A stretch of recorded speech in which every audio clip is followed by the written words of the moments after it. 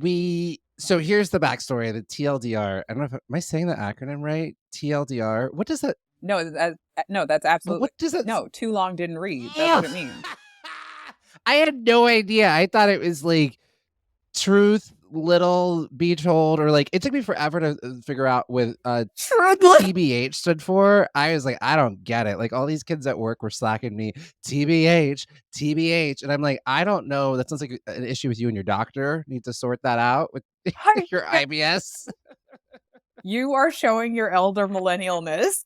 You are really showing it. I am a geriatric millennial. Like I am on the older side of being a millennial. And speaking of being a geriatric millennial, I, like so many of us, watched the Quiet on Set documentary. Oh boy. And I was warned that like your childhood's gonna be ruined, your child's gonna be ruined.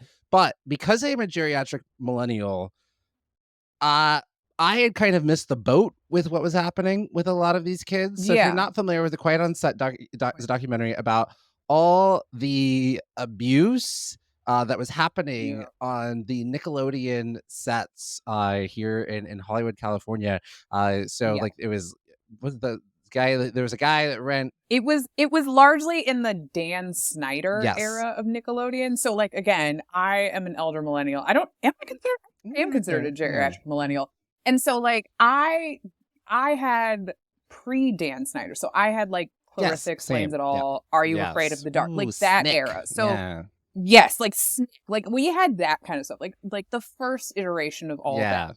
And so when people kept saying it's going to ruin your childhood, I was like, oh, well, unless it's, about Clarissa or something happened to Melissa Joan Hart or like the cast of, what was that, Anamorphax or whatever. What was that? The Strange World of Alex Mack. Yeah. Yeah. Rocco's what was her Modern name? Life. Something Woo. Like, it was weird. It was like weird, but not like feet weird. Yeah, like Shelby Woo, Teenage Reporter, like what was that other one? Like Weirdville, Strangeville, USA. Yeah, with Mackenzie Phillips. It's like, I was like, oh, unless it's that, like, I don't have context. I honestly didn't know some of these kids. I didn't know which house.